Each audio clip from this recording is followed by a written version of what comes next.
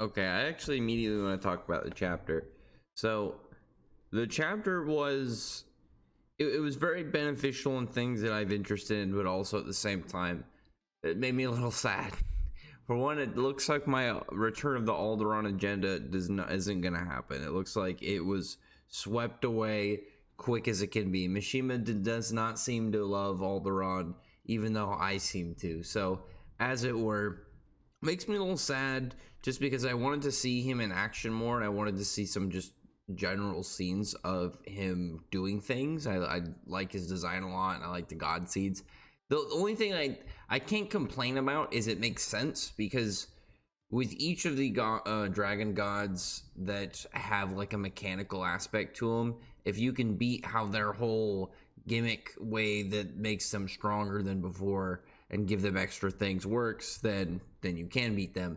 And with Aldoron, as we know, you defeat each of the God Seeds. It makes the Brain Aldoron weaker, and then you can defeat Aldoron at that point once you defeat the Brain, because you're not fighting him at full strength. You just have to do it in the time frame between when the God Seeds are down before he just regenerates them and makes you restart.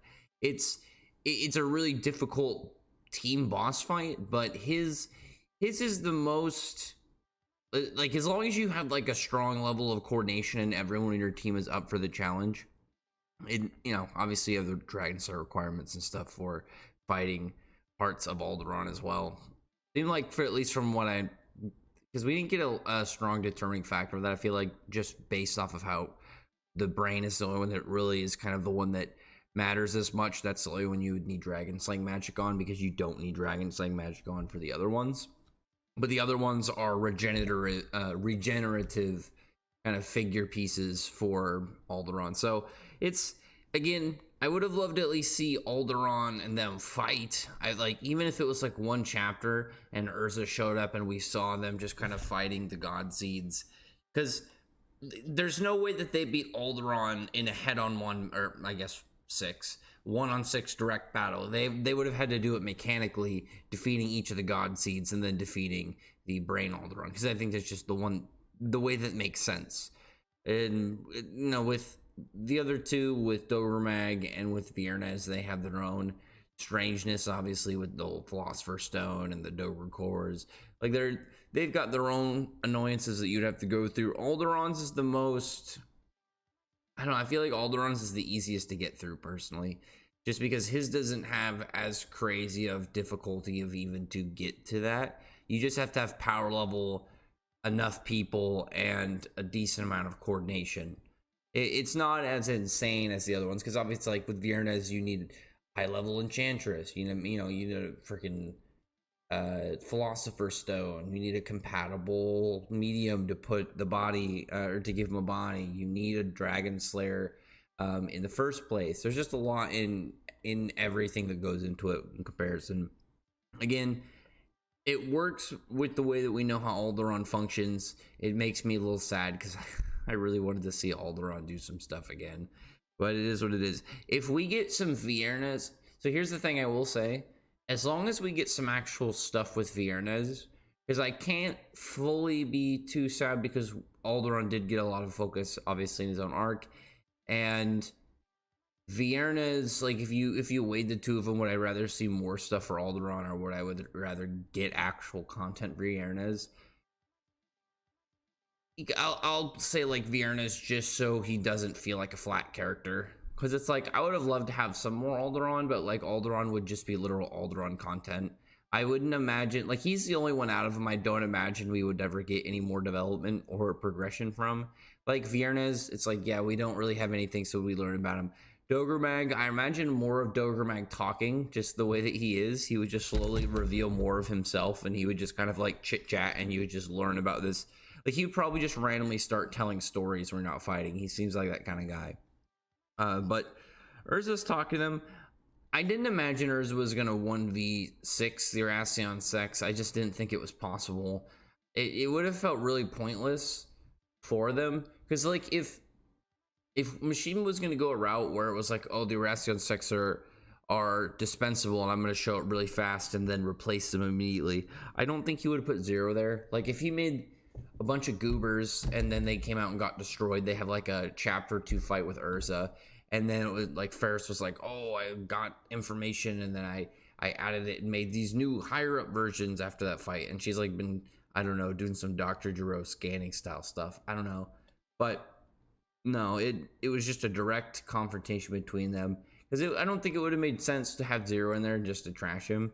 But Zero ends up coming back, and now he's what's funny is in the end of the last chapter, they somebody on his team didn't shade Zero, so he's white in that. And then in the start of this chapter, he's back to being his dark skin, just because I found it funny just in the general structure of how like the character is, because Brain had dark skin, and then once the seals come off, it becomes Zero has white skin, and now it's reversed where he is the dark skin again and the lines, but he's Zero. And that's why I have the theory that like maybe when the ceiling lines go away, he'll end up becoming Brain, or maybe his Aetherius will be more towards Brain. If so, I hope he just has some horrific monster looking design, something like more kind of like Cthulhu style than what Mishima usually does. But I also really like just the spread panels in this chapter. First off, of getting the Oración Seis, I thought theirs was really cool, and the whole strange thing that I don't know if this was visible in any of the previous chapters, but if you go down and you look at Gaia, he's got 4 legs like a minotaur dinosaur and a massive tail. I actually, like, I'm not gonna lie, that moved him up in my ranks of liking considerably. That moved him at least 2 spots up. Like I want to say Damon right now. She's probably second to last. Bird is definitely the last. And then obviously it's like I gotta put Zero in his own special spot, and then it's probably like Blade at like 2, and then it's number 1 is probably Gate.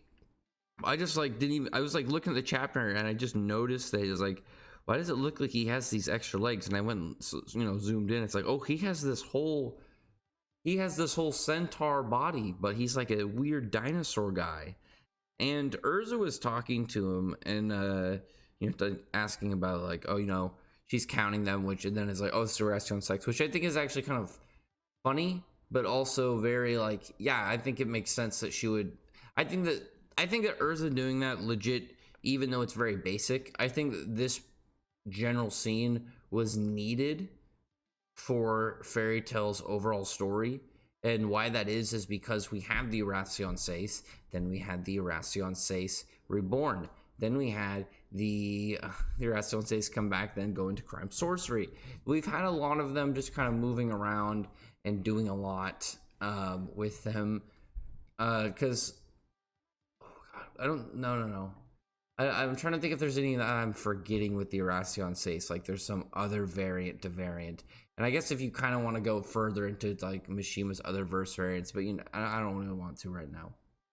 But it gives it that whole like Urza's dealt with this before, and she's able to deduce generally what's going on just by, oh, it's 0, and then counting, it's like, oh, it's 6 people. Okay, you guys, you're forming the Oración Seis again, or the Oración Seis.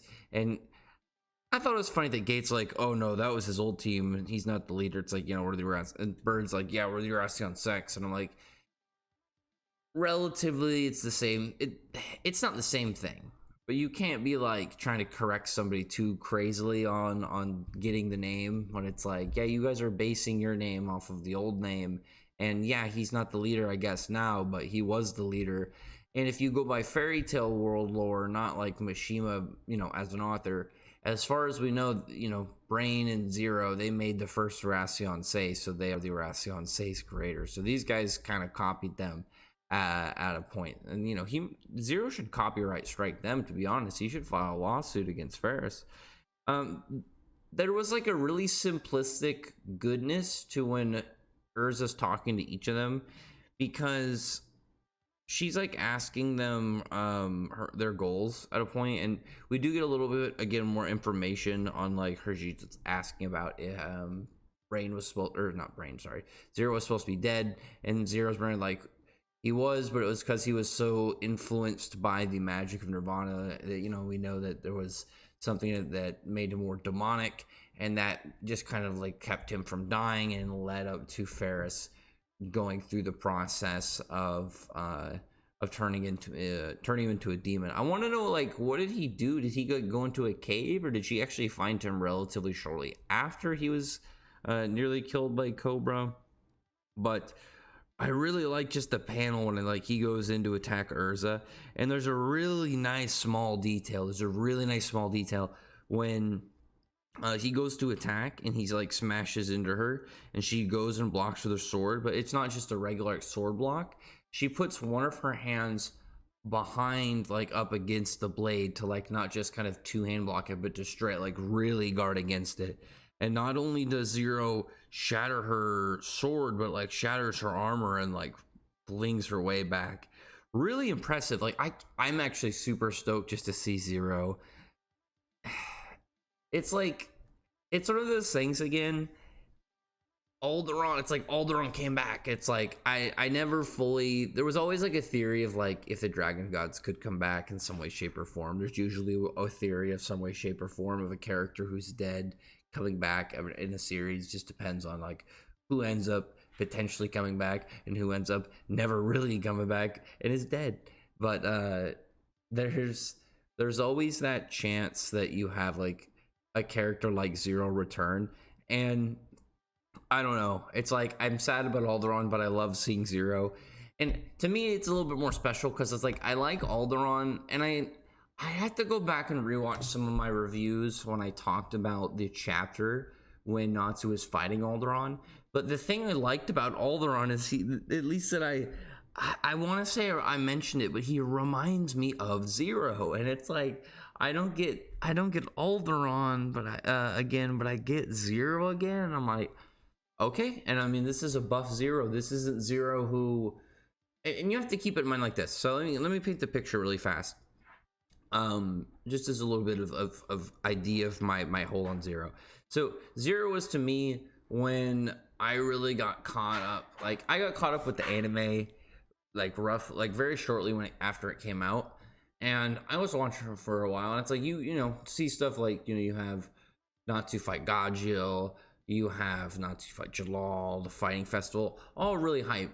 But there's like I feel like there's like a certain type of special like heat crazy eruption moment when it's like you have Natsu fight Zero and you have that, you know, the crazy dragon scene. Like that whole bit is like imprinted into my mind for manga. So it's like Zero has always been a character, or sorry, anime, and then manga too, because Mishima's art. But Zero's always been a character to me that has stuck with me always when it came to the series. I've always really liked him. Any of the characters where it's like they kind of were mostly in one arc, except for probably Margear. I've always really liked Zero up there. Zero's probably number 2 right next to Margear. But so seeing him now and he's relevant is really cool, because he's one of those characters where you would only really know how strong he was if you kind of really went into like his placement of being a Balam Alliance guild master, clearly being stronger where Jalal was, Jalal being one of the, at least in the general middle-ish area, probably like 6 or 5 areas for Wizard Saints at the time. It's hard to say because we never got all the Wizard Saints in one sitting to really kind of gauge them, but at the same time, Zero is hard to gauge because it was a stronger progressed Dragon Force Natsu than the one that bodied Jalal, so it should just be straight Zero who did better against a higher end version of Dragon Force Natsu, also a Natsu who had a stronger base. Should just say that Zero is stronger, which makes sense based off what we know and where each of the Balam Alliance guild masters sit. One day I gotta do just a deep video on Zero, and you know, not the current one but the old one. Now we have one that's relevant, and I really like just the general impact force that he went into, you know, just hitting Urza with one attack. I want to see what his other abilities are. I know obviously he's gonna have crazy melee attacks, but what kind of hacks and curses or magic, black magic, is he gonna do? I imagine these guys are all gonna black magic, actually, now that I think about it, since they are going into black wizard, or sorry, black magic with the white wizard. So I wonder if she's gonna use any other type of oh no, she's oh god, no, I'm getting mixed up, I'm sorry. she's the Black Wizard now, because like that's the whole thing. That's why she's got the Acnologia. So Ferris, I wonder if Ferris is going to come into play, the White Wizard Ferris, rather. I was like, I wanted to bring that up, and I somehow mixed those up while I was talking. But yeah, I wonder if she's going to come back and help and be something useful in the dealing with Black Wizard Ferris at some point. But Urza, I really liked when Urza asked them their goal, and all of them answered very, very much kind of like how they were introduced. And I think the simplistic goodness of it is it tells you that these guys aren't free thinking, sort of. Like, they will talk and they can think of things and have cognitive thought, but it's like the Aetherius, they have a programming. They have a core thing that they want to do that's like ingrained into their DNA that drives them at a primal level. And, you know, Zero just wants to destroy. See, it's like, how does he have the easiest name? And somehow I'm like, Bird says he wants to make things a bird, which I'm curious to know what he means by that. I don't know if that's like foreshadowing to his power, or that's just something goofy he's gonna say, because I'm guessing he's gonna be the Siller one of the team. Damon just wants to melt stuff. Guy wants to do stuff for the sake of love. Also, a thing that was really interesting, just as a note, Zero has like, I want to look at like go back and look at some of the chapters when it comes to layouts like this, just to look at what the author is, you know, Ueda, Mishima, just both in general, of like what their intent is when they do like panel impacts. I don't know what to kind of really call it, but kind of like panel impact sizing, because Zero's panel is like, just, it's whatever. It's one of those long ones right in the middle. Damon and Bird are in the same one. Gaia has a small panel. And then you have, also, you don't get Gate. Gate doesn't say anything, oddly enough, now that I reread the chapter. But Blade, when he says it, he says he wants to kill all humans and cut down every dragon. Which, when he said, he had a much larger just art box. I wonder if like, it's more like, if it's hinting that he's going to be a bigger deal amongst them, like he's going to be one of the stronger ones and end up having a larger role. But at that point, it's like they've already taken care of, apparently, the Lacrima, destroyed it, and they ended up defeating Aldoron in the process. So now they're going to just kind of get ready to go and attack Urza.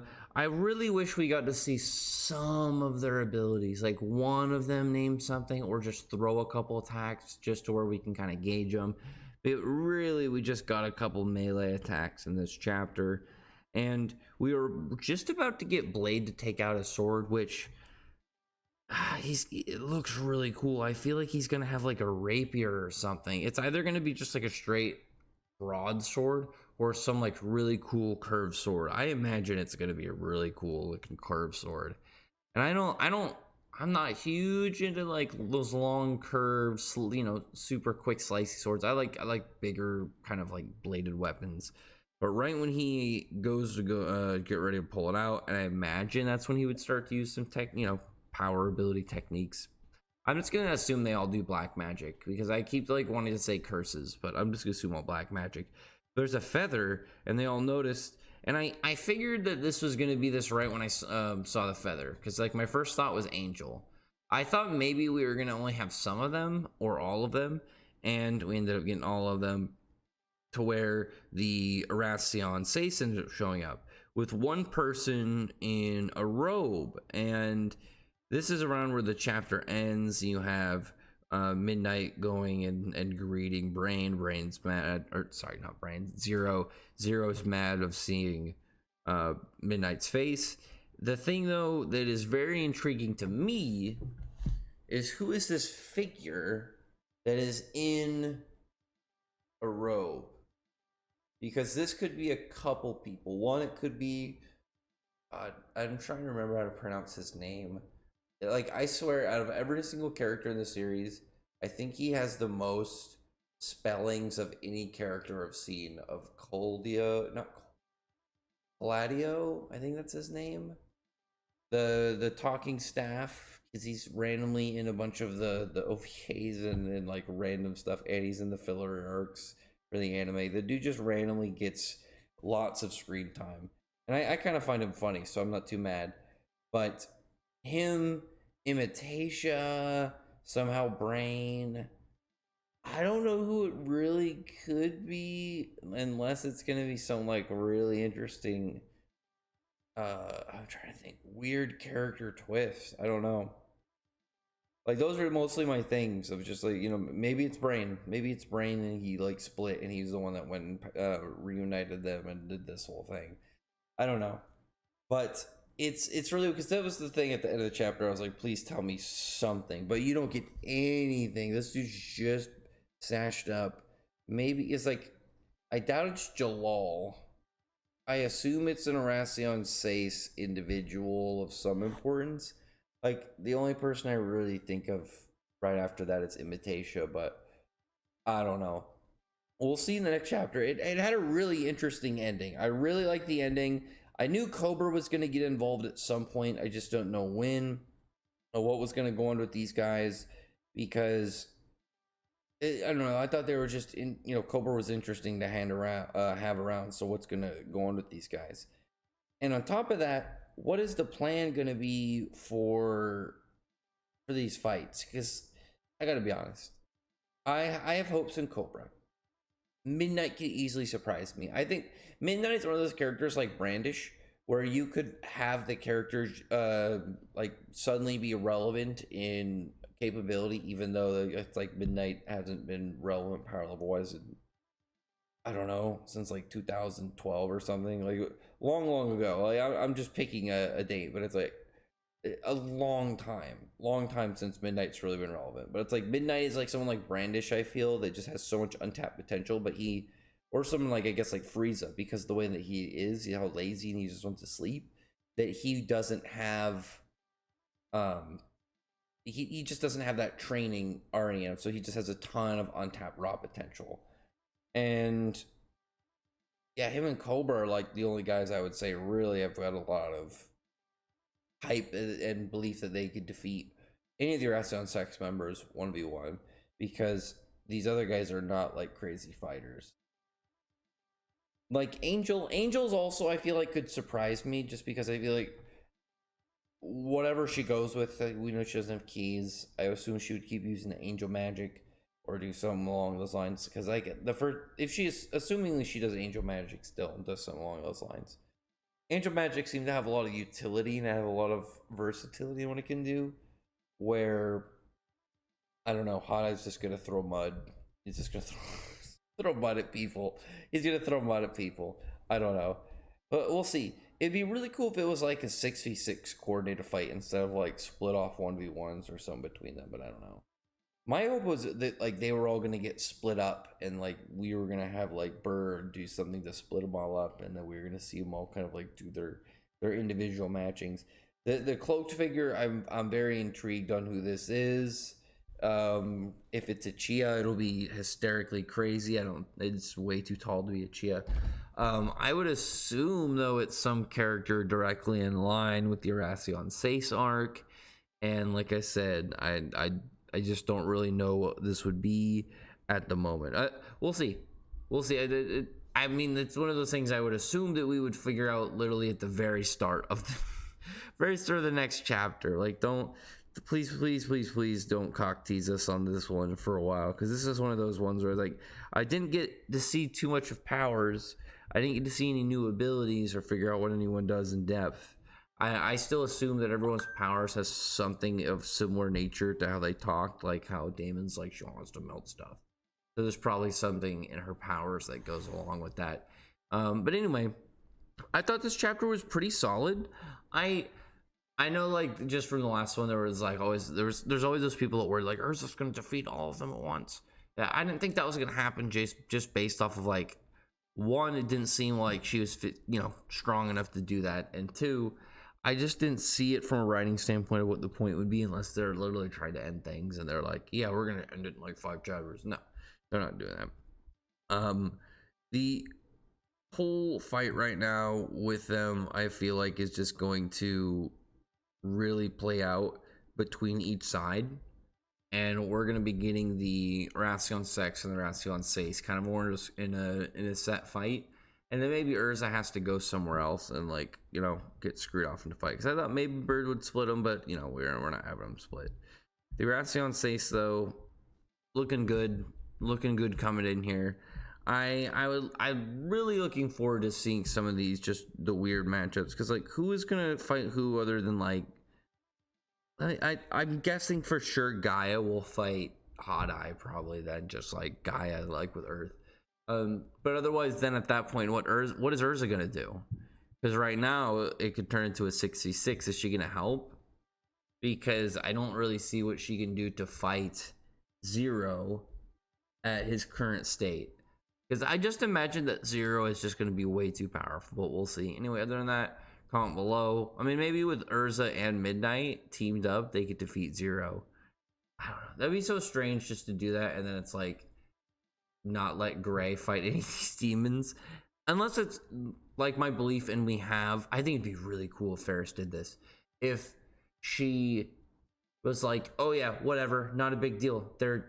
I made them. They're expendable. Made a whole new set that had another body, and it was like, here, who's this guy? And it's, you introduce the demons in the books of Ferris. You have these new Etherias, and then they're like doing their little speech, and then it's like, oh yeah, except we have one more who's about ready, and then you just drop complete crazy reveal on it for oh god, where was I going with this? Man, anyway, before I rambled too much, just because like I'm already past like when I was gonna go to sleep by like an hour because I was waiting for the chapter. But really good stuff. I really much, like I said, I'm sad about Aldoron not getting to go out and do some stuff again, but I'm happy just for Zero content. I'm happy to see the Seis come out and get to fight the Oración Seis. I wonder what Urza is gonna do, unless she and Midnight are both gonna have to team up to fight Zero. I don't know. Either way, comment below, tell me your thoughts about the chapter, and I'll talk to you guys later.